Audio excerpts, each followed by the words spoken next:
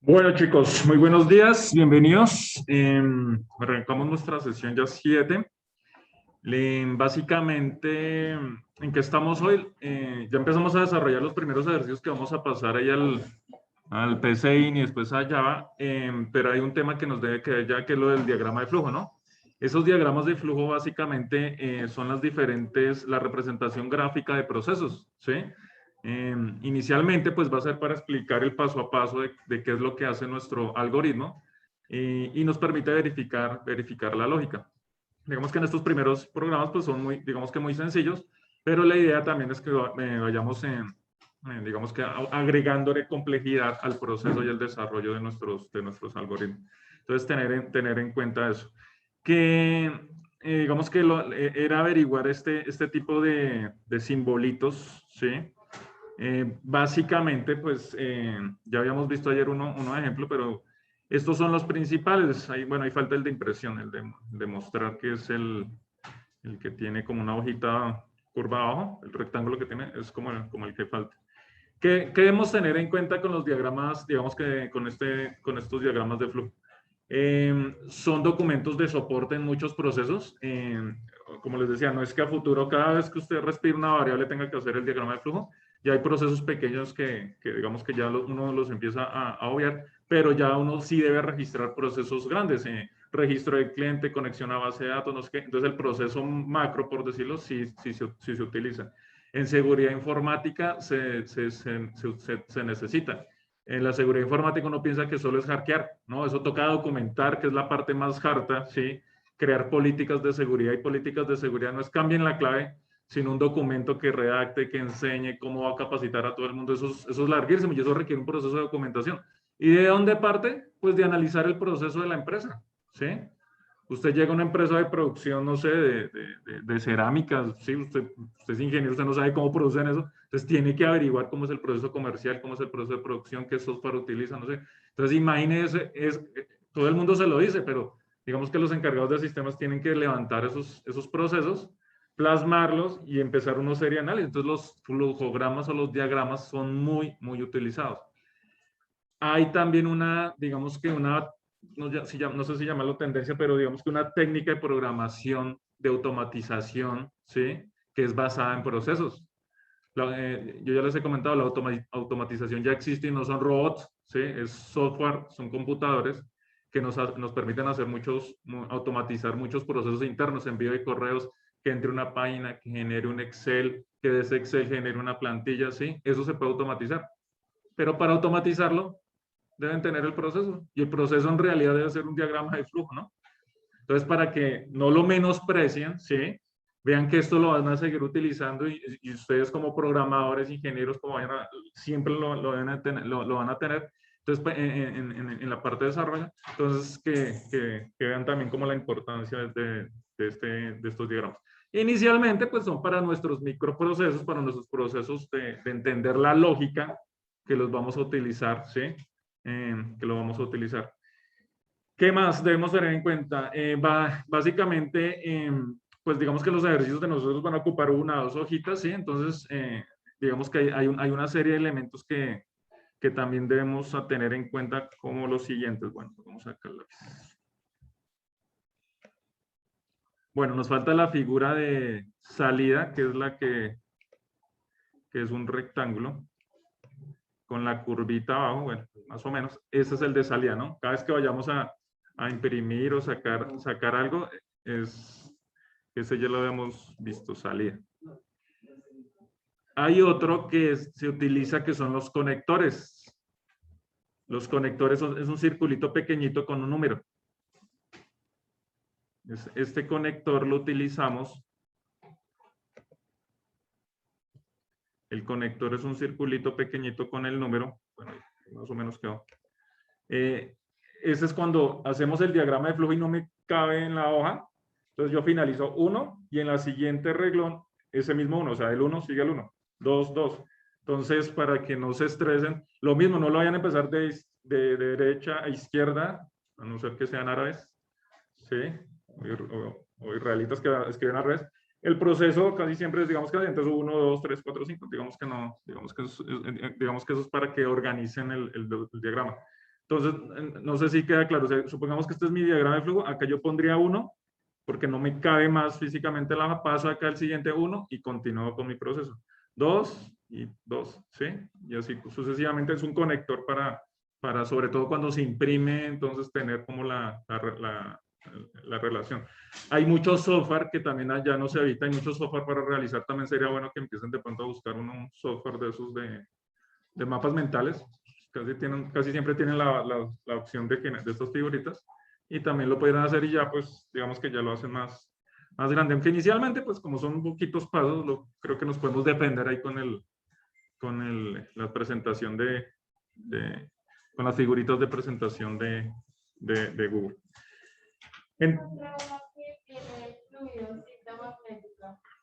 Bueno, como les decía, esto tiene muchas cosas más. Digamos que estos son los diagramas, por eso quería que averiguaran. Y la razón que les decía, porque como esto también es para otros procesos, ¿qué es una cinta magnética? Todas estas. Buena pregunta, ¿no? Buena pregunta, ¿no? Pues resulta que la cinta magnética es un dispositivo de almacenamiento. No sé si ustedes conocieron los cassettes, o los han visto así. Funcionan algo parecido. Y paradójicamente siguen existiendo, ¿sí? O sea, hagan de cuenta que se va escribiendo y va almacenando información. Muchas grandes empresas lo siguen utilizando en sistemas, sí, porque no es que almacenen toda la información, fotos, videos, sino, por ejemplo, guardan los IDs de transacciones en tiempo real. Sí, por ejemplo, toda transacción bancaria genera un identificador. Entonces, no almacena toda la transacción, sino el código consecutivo, fecha y consecutivo, fecha y consecutivo, ¿sí?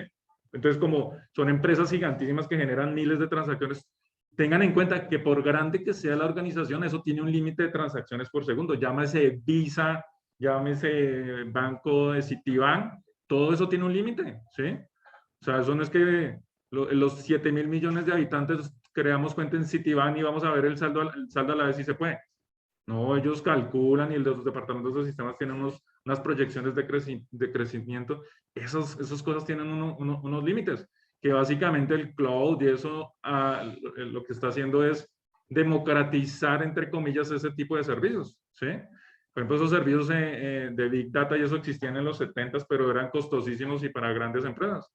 Hoy ahorita podemos entrar a Amazon Web Service, tener una tarjeta y que nos cobre por ahí 100.000 pesos y tener ya una base para empezar a montar un servicio en la nube, ¿no? Eso en realidad democratiza, entre comillas, ese tipo de servicios. No quiere decir que solo vale 100.000 pesos. Si empieza a crecer, eso le empieza a facturar como un taxímetro. Y varias cosas, transacciones o archivos, entonces pueden ser al final facturas muy, muy altas. Pero comparado a montar un servidor de esos de tipo bancario, pues hagan cuentas, sale más económico, ¿no? Entonces, digamos que tener en cuenta todo eso. Bueno, volviendo al tema de acá de los diagramas, hay muchos para el almacenamiento de datos, porque estos se utilizan en procesos más grandes. Pero inicialmente para digamos que para lo que nosotros vamos a estar utilizando van a ser como, yo creo que los que están acá, los del inicio, obviamente la flechita, el de entrada. Vamos a diferenciar el de entrada así y el de salida así, ¿sí?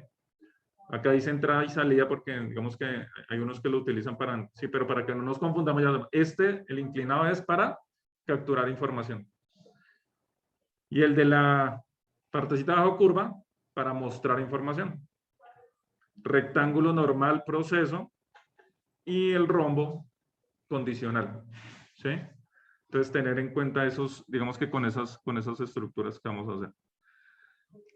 Bueno, entonces ya empezamos a hacer digamos que los ejercicios. La idea es que terminan ahorita el ejercicio, no sé si ya lo hicieron, ahorita voy a poner más ejercicios para continuar haciendo y lo que vamos a hacer es como una especie, entre comillas, de diccionario entre lo que, por ejemplo, leer cuál figurita es, ¿sí? Cuál es la palabrita del pseudocódigo y más adelante dejamos el espacio para ver cómo va a ser la de Java, ¿sí? Que ese proceso lo vamos a estar haciendo siempre vamos a estar planeamos digamos que cómo funciona, lo ponemos en pseudocódigo, que era lo que estamos haciendo ayer, lo ponemos en diagrama de flujo, que es lo que deben tener, digamos que ahorita, y ya eso se va a convertir en una instrucción en Java, PHP o en lo que, digamos que en lo que estén trabajando, ¿sí? Pero entonces esos primeros pasos van a ser común para todos los lenguajes. Y ya voy a poner más ejercicios para que vayamos practicando condicionales, ciclos, todo eso. Entonces vamos a ir haciendo como un consolidado sobre todo de las palabras de pseudocódigo, que ahí es como que, bueno, ¿qué escribo, no? ¿Sí? Entonces, pues aunque en el ejemplito ahí están la mayoría, entonces ya ahorita vamos a aclarar las de condicional, las de ciclos, para que nos quede ahí y ya simplemente sea analizar el ejercicio y basarnos en eso. ¿Listo? Bueno, entonces...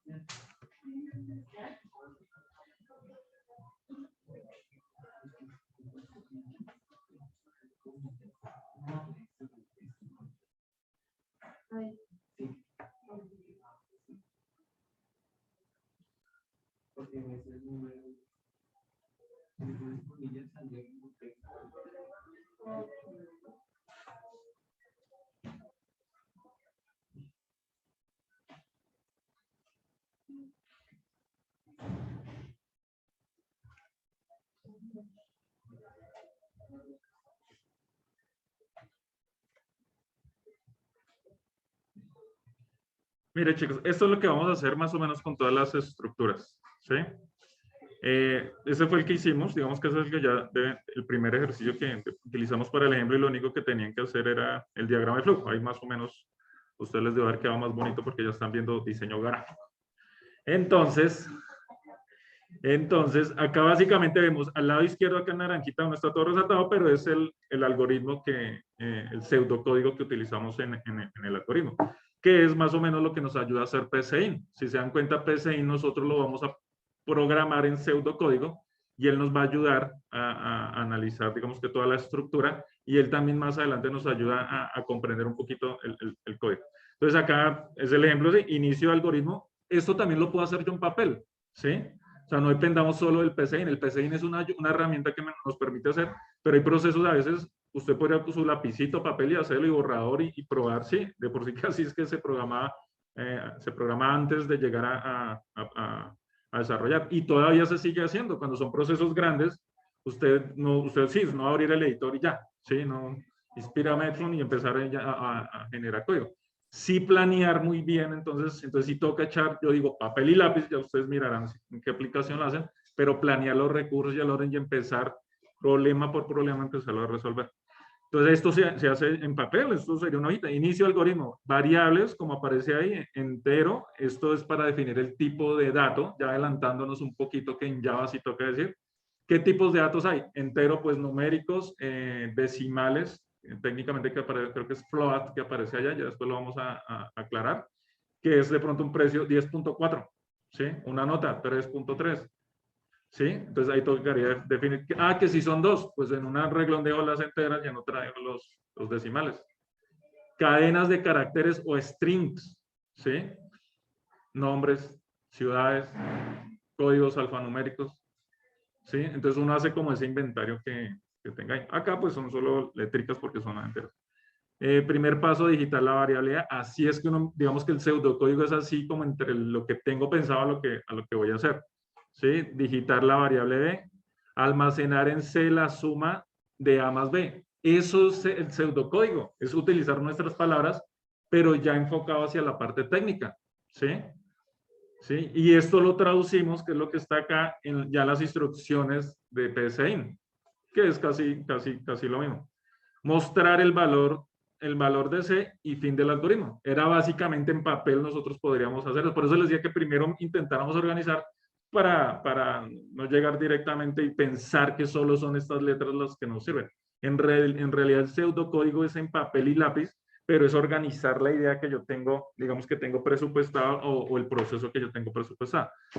Esto, pues representado en el diagrama de flujo es esto, o sea, estos son los dos primeros pasos. Inicio, pues es el inicio del algoritmo, la inicialización de las variables, que técnicamente acá ya lo podemos ver, es un proceso, A igual a 0, B igual a 0, C igual a 0.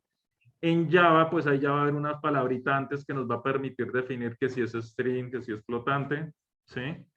Inclinadito, entonces es leer o digitar, como hemos puesto acá, ¿sí? Leer, entonces léame A y léame B, ¿sí? Por lo general se hace cada uno en un proceso aparte, aunque si le damos a las dos A, B, pues entendería también que son dos instrucciones aparte, ¿sí? Porque acá en el código yo no podría decir leer A, B, sí toca decir léame A y luego léame B, ¿sí? Luego súmeme o hágame el proceso C igual a A más B, no súmeme, sino hágame C igual a A más B, y imprímame el resultado de ese y fin del algoritmo, ¿sí? Ahí básicamente lo que nos falta son como, ¿se acuerdan lo que ayer les escribir A, escribir B, que eran simple texto? Pues ahí básicamente podríamos utilizar estos mismos, pero acá digite el valor de A, otra figurita, digite el valor de B, y otra figurita por acá, el resultado es. Porque ahí, así como está, simplemente aparecería el cursorcito, escribimos el cursorcito y aparece el total. Pero entonces es para que ustedes ya empiecen a, digamos que, a controlar. Entonces, esto es lo que deben quedar con estos primeros ejercicios. Y ya esto traducido al PCI, pues ya cuando inicializamos sería digitar esto, leer A, leer B, el proceso va solito, punto y coma para finalizar línea, eso sí es clave porque la mayoría de lenguajes de programación lo exigen, ¿sí? Son muy poquitos los que no exigen punto y coma al final. ¿Por qué lo exigen? Porque resulta que nosotros como humanos sí vemos el salto de línea, pero el computador, recuerden que no es el computador, el intérprete, el SDK, el software que se encarga de generar, recuerden que el lenguaje de programación se encarga es de traducir este código en lenguaje de máquina. La mayoría lo compila o lo interpreta, pero hace lo mismo. Entonces él no entiende que es un salto de línea. Entonces en esa época el que se inventaron fue el punto y coma. En teoría eso podría ir en una sola línea. Con los puntos y coma, en teoría debería funcionar así. Porque el punto y coma es el que le dice, no, fin de línea, fin de línea, fin de línea. Y eso tocaba definirlo. Entonces imagínense cómo era programar antes, que se acuerda que les decía que cuánto iba a calcular el programa, el espacio de memoria, me he dicho en qué parte de la pantalla iba a aparecer, ¿sí? Y encima marcarle cuál era el fin de la línea y el comienzo de la otra línea, ¿sí? Entonces a uno ahorita se le hace difícil, pero es que eso ha evolucionado mucho. Y encima ahorita, no, Python es mejor porque no tiene punto y coma. Pues eso es lo de menos, ¿no?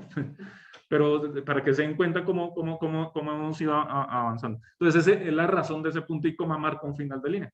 ¿Sí? No es por, no, para sacarle la piedra a los programadores, no. Esa es la razón, no, y es que así nos va a pasar. O sea, eso cuando estamos, y cuando seamos programadores profesionales, en experiencia, una vez, cuando estamos una vez en desarrollo en PHP, 3 programadores duramos buscando un punto y coma 3 meses. Y no lo encontramos, no lo encontramos, nos faltaba. ¿Sí? Pero casi no lo encontramos. Pero entonces, para que se den cuenta de lo que puede pasar, ya con la experiencia, muchos de los errores van a ser esos puntos y comas y ese tipo de cosas. Pero la razón es esa. Listo, entonces, ¿qué vamos a hacer? Pues ya, este es el primer ejercicio, básicamente, ya el segundo era el de los condicionales. Voy a proponer otros para que los empecemos a trabajar, porque la idea es ver condicionales, ciclos, y así vamos a ir desarrollando. ¿Listos? Bueno, entonces, terminen ahí y ya les propongo los otros ejercicios.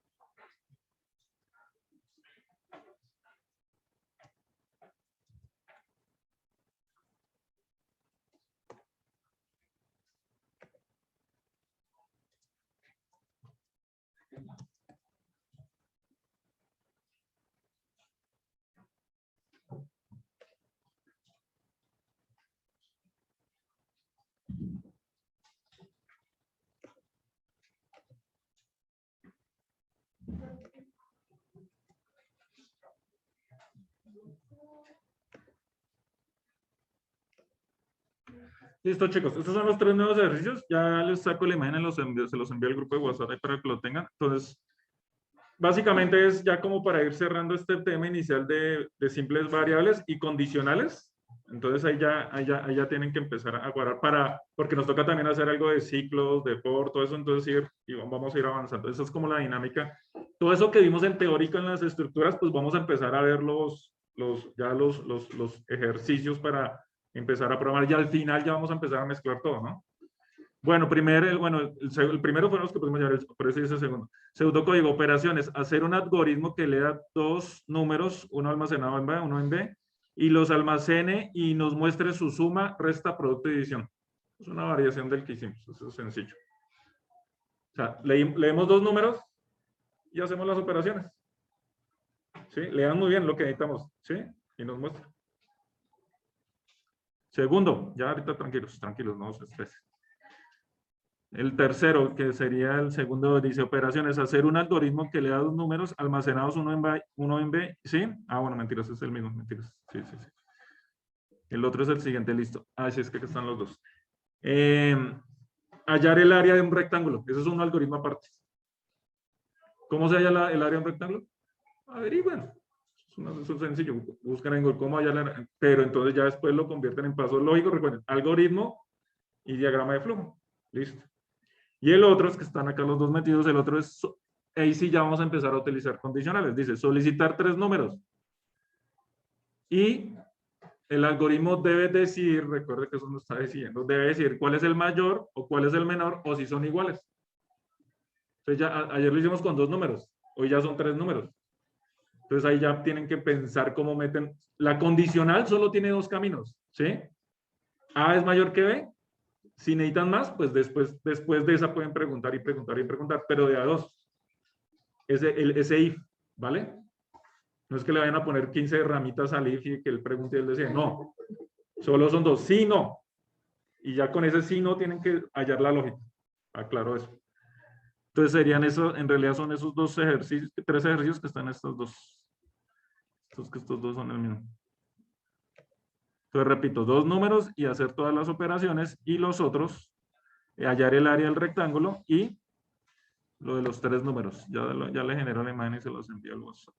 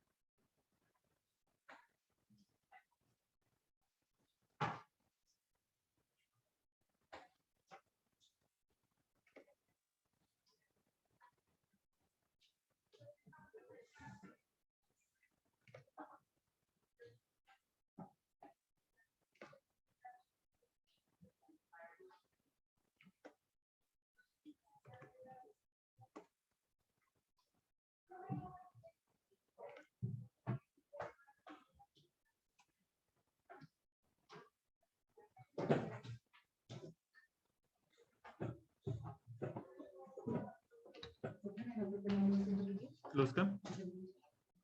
¿Tú no estás en el grupo de WhatsApp? ¿No te Sí. Mira, ahora sí. ¿Sí? Sí. Vale.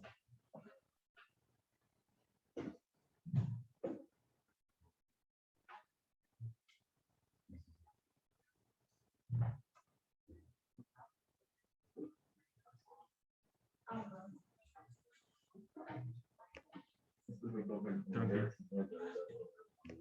¿El qué?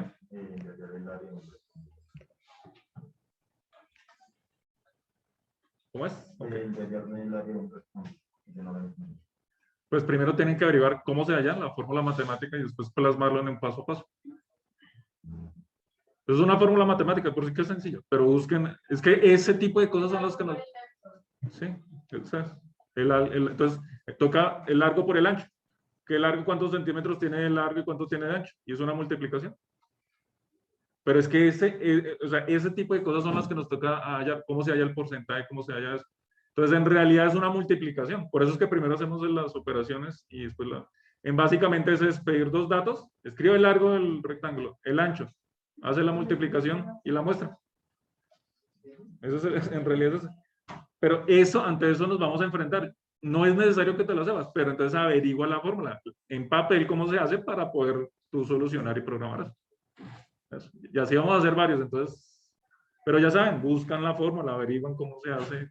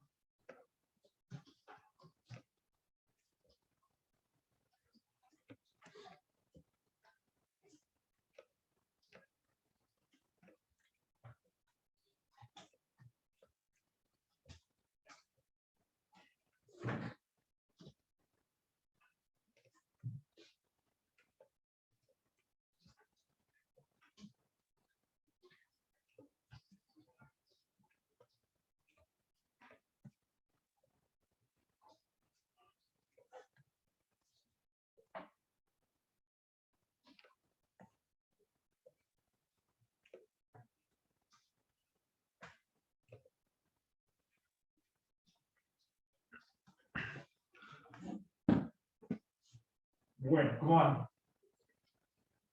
Vamos con la longa.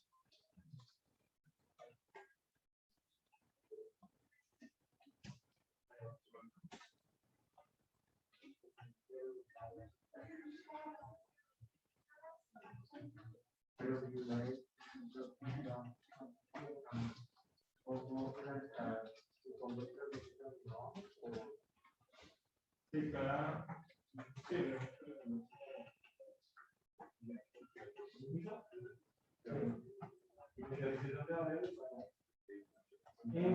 Este mensaje se deja salir.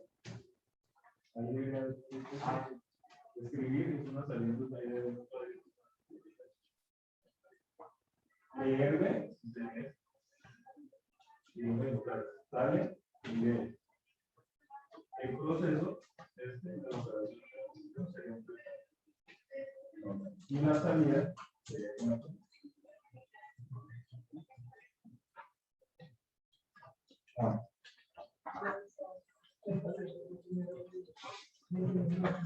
¿No? Entiendo su lógica. Pues es que todos entendemos nuestra lógica, ¿no? Pero para plasmarla, ¿sí?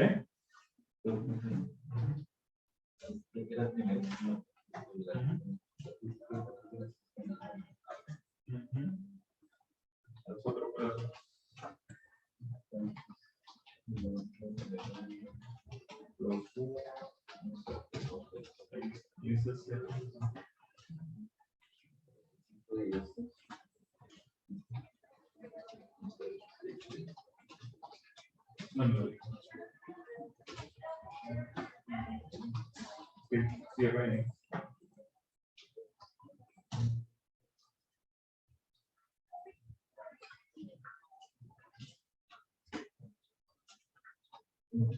Cero no hace falta. Cero es 11. Pero no. Escriben, leen, leen.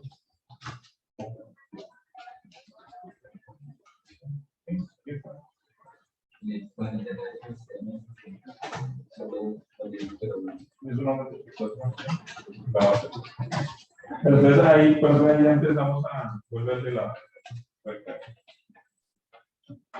Entonces, escribir, bueno, ahí podemos escribir o la base, el área, el recto.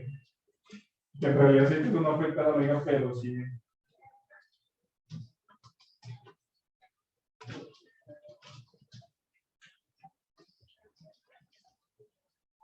Que la usabilidad.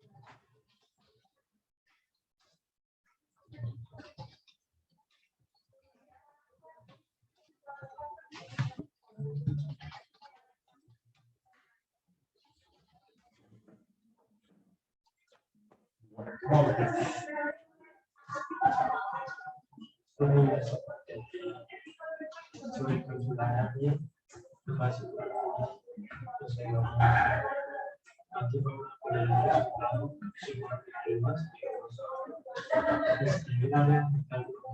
más el sería el resultado variable, sí. Esa área sería el resultado, sí. El resultado es coma y ahí el variable.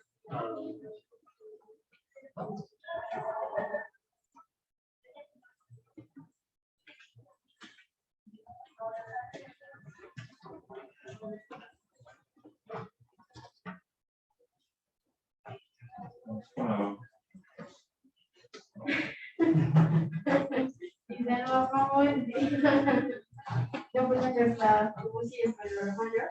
Entonces, sí, sí, no, se acá estoy sacando los 7 igual.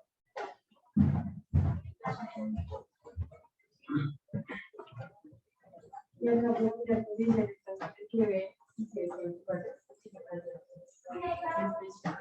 Y esto.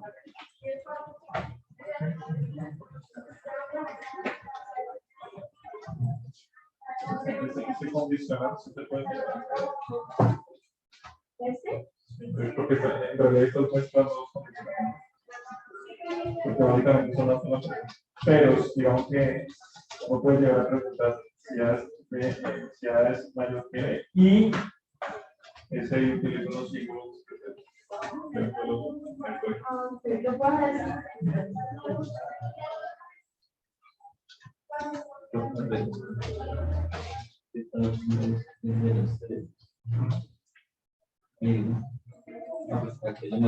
puedo decir.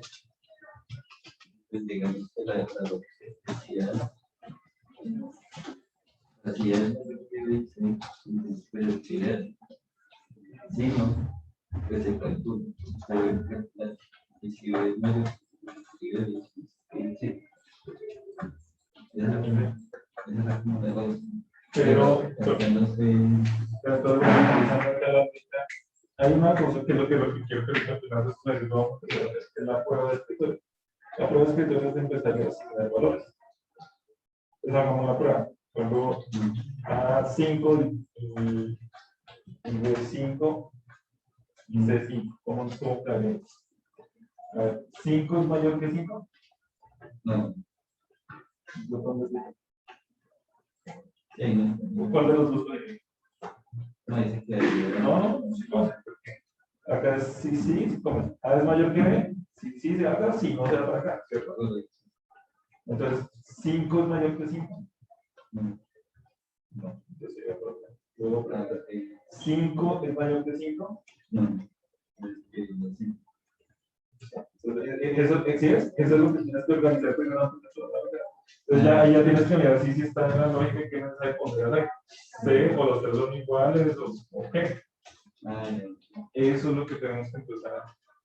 O sea, uno mismo puede verificar si la lógica está bien. Esa prueba de escritores es simplemente asignarle los valores a la variable y ponerse en papel y lápiz si pasa o no pasa. Pues, haz la prueba y mira si te cuadra o está mal o.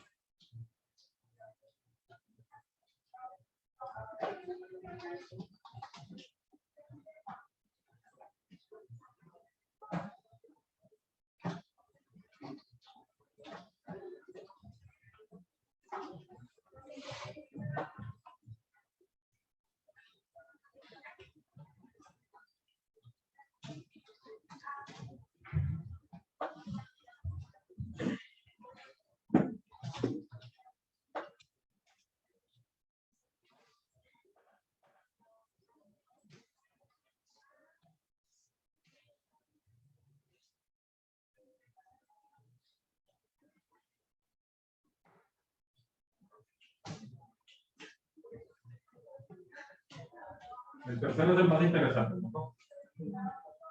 Ya voy.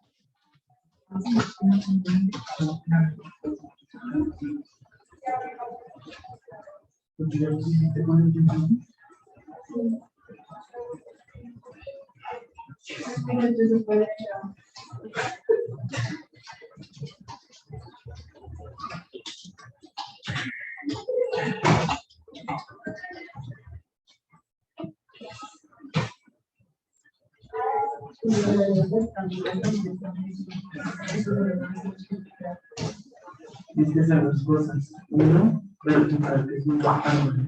Y dos, existen dos de la operación.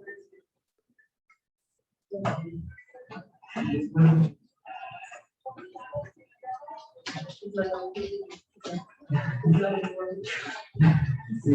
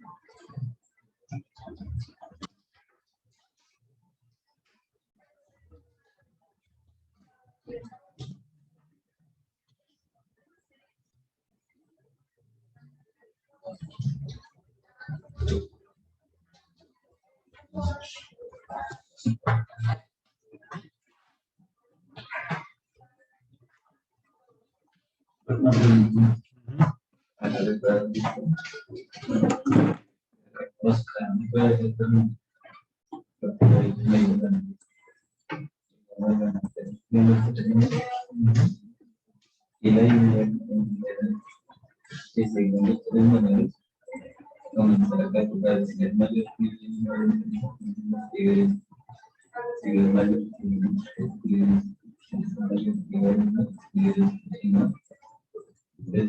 Pues es que, por eso te digo, esta estructura es para otra cosa. Eso es diferente de lo que funciona. ¿Cuál es el segundo? ¿Cuánto segundo dices? Día igual a 3. Listo. Y esas, según el día, entonces, si día es igual a 1, lunes. Si día es igual a 2, martes. Si un día es igual a 3, miércoles. Según el valor de una variable, asigna una condicional y tú quedas que también es condicional, pero es más que todo para le asigna un valor a la variable, un listado donde está para traducirlo según la condición.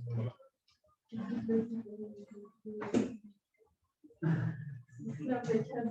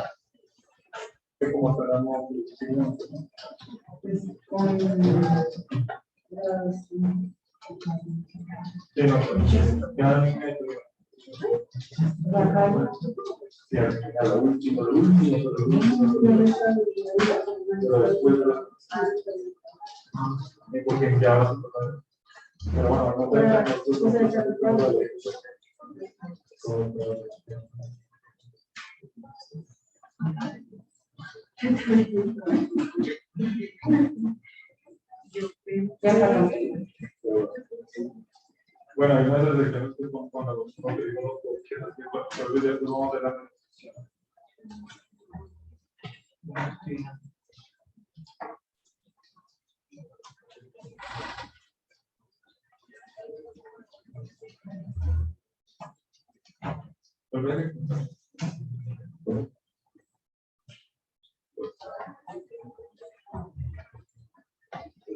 ¿Qué pide? Porque pide los valores. Es que analiza eso y creo que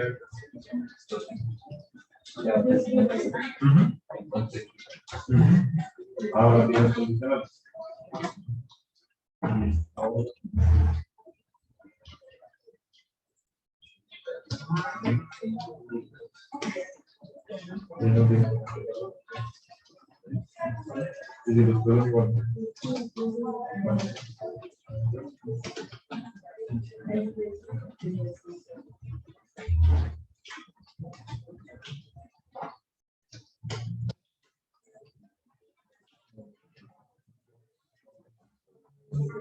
Ahora pon dos iguales.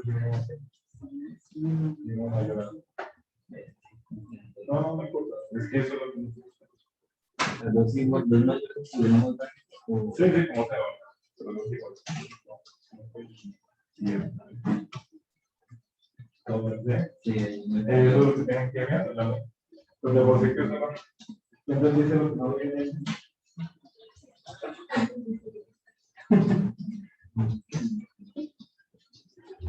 No viene nada,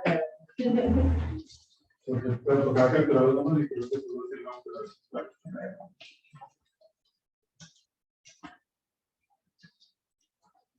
en realidad uno empieza a volver de programador cuando entiende, pone la lógica y uno mismo sabe si está bien o mal, ¿no? Ahí es cuando uno dice, ah, ya. Sí, y eso es lo que estamos practicando ahorita, ¿sí? Pero mire el paso que uno tiene que dar. Uno entiende todo, pero plásalo. Ustedes entienden que los tres números son números, pero plásalo. Eso es programar. Eso es programar. Usted lo entiende en su cabeza, pero páselo ahí para explicárselo entre comillas, digitárselo como está. Eso es lo que tenemos que lograr. Yo le digo, pues, sí. Sí, no está bien, de por sí que en teoría hay más. Pasando el código, pero es que si se enredan, se van a enredar. Doblen sus cabezas, muchachos.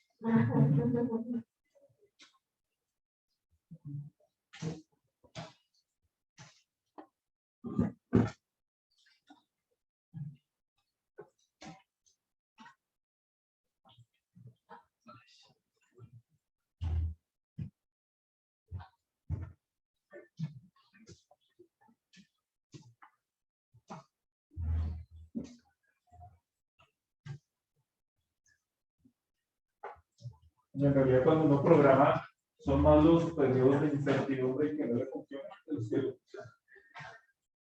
No era más ser quieto pensando y hablando. Eso es normal. ¿Sí? Obviamente, conforme se va cogiendo, pues ya se va a dar cosas, pero ya los problemas van creciendo. Pero es lo mismo. Y la emoción no solo resuelve. Ah, eso no tiene razón.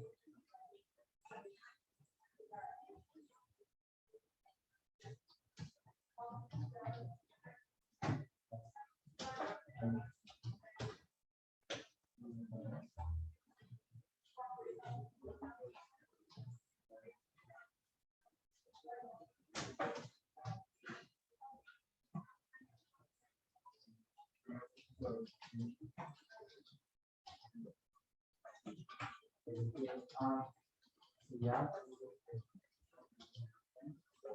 Ya.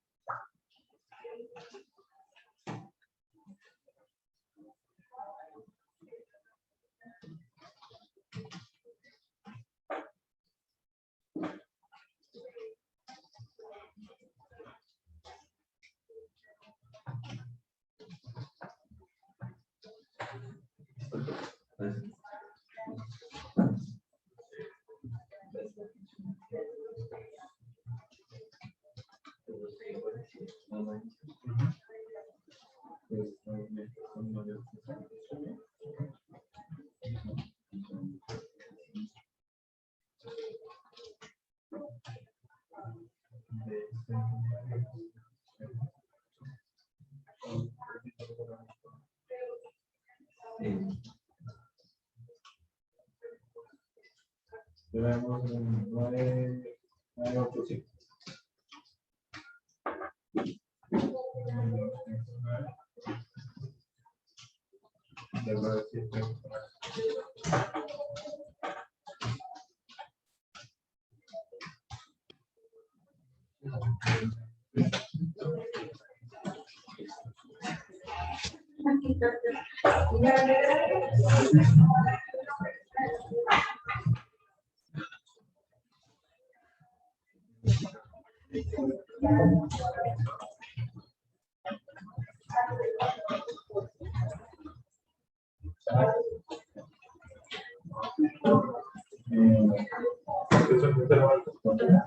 Podemos analizar muy bien por la temporada escrita.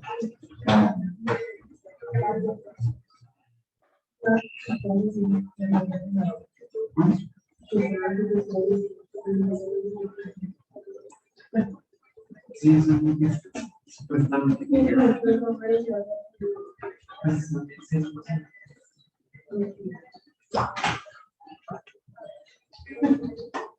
Pues ya con estos ejercicios ya mañana explicamos todo cómo se puede pasar a PCI, aunque uno ya lo están haciendo, pero ya hay unos textos que vamos a manejar y hacer la prueba de escritorio. Lo que pasa es que PCI nos hace todo, nos hace prueba de escritorio, pero le debemos el texto para hacerlo en papel, ¿sí?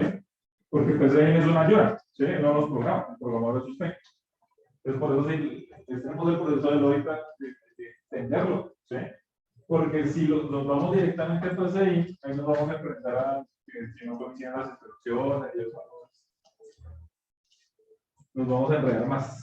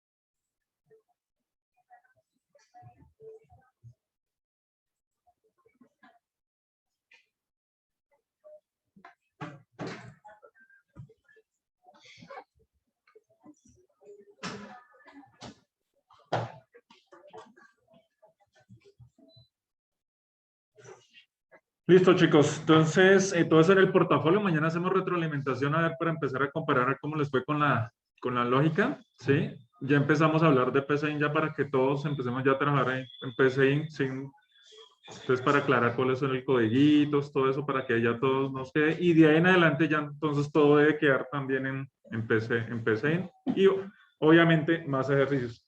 Y esa va a ser la dinámica casi hasta la otra semana que ya también ya empezamos a ver lo de Java, ¿sí? Entonces, ojo que la clave es la lógica, ¿sí? Si están enredados, si no, échele papel y lápiz, o sea, miren bien la lógica antes de pasarla ahí al código. Entonces, ya por eso les di al comienzo, sí, que eso es de cada uno. Entonces, ustedes vayan ustedes mismos, miren cómo se sienten, si están muy enredados o si lo han resuelto. Entonces, para ir avanzando técnicamente. Listo, chicos, nos vemos mañana.